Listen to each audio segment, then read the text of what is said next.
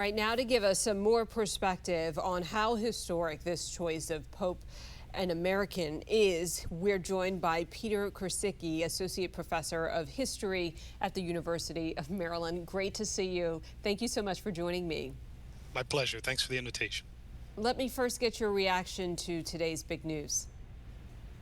Well, this is a big surprise in some respects. On the other hand,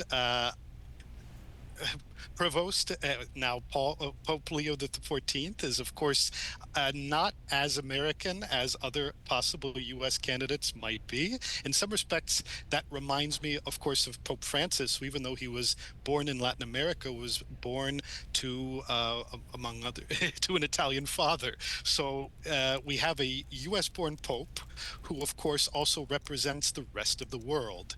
And in this respect, is a phenomenal choice for seeking common ground and dialogue.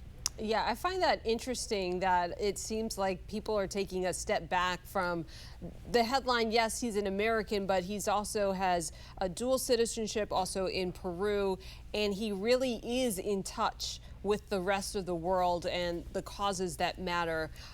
Do you think that will weigh heavy in how he leads?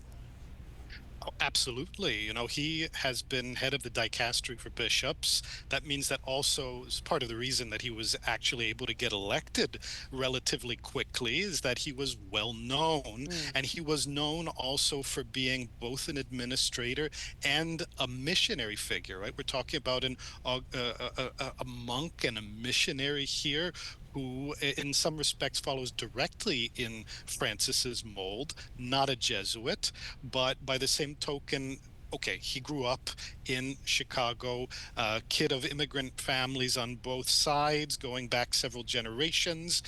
He went to school in Philadelphia, right? So there are certain very clear constituencies in the United States that will claim him as their own. But by the same token, this is someone who has always seen himself, you mentioned the dual citizenship with Peru, but as a figure who exists in the world, but for regular, ordinary Catholics.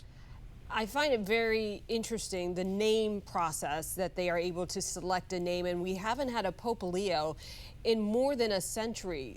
Talk to me briefly about the significance of the name that he's selected.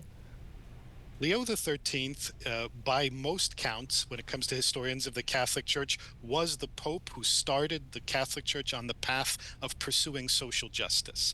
In part, it started as competition with the followers of Karl Marx, but quickly it became much more than that. It became about building an operation that would take the form, among others, of Catholic labor unions, of Catholic political parties, of Catholic youth organizations, farmers' organizations, basically of creating a basis for getting Catholics to roll up their sleeves and get involved in modern society and make it better for all, including the poorest of the poor.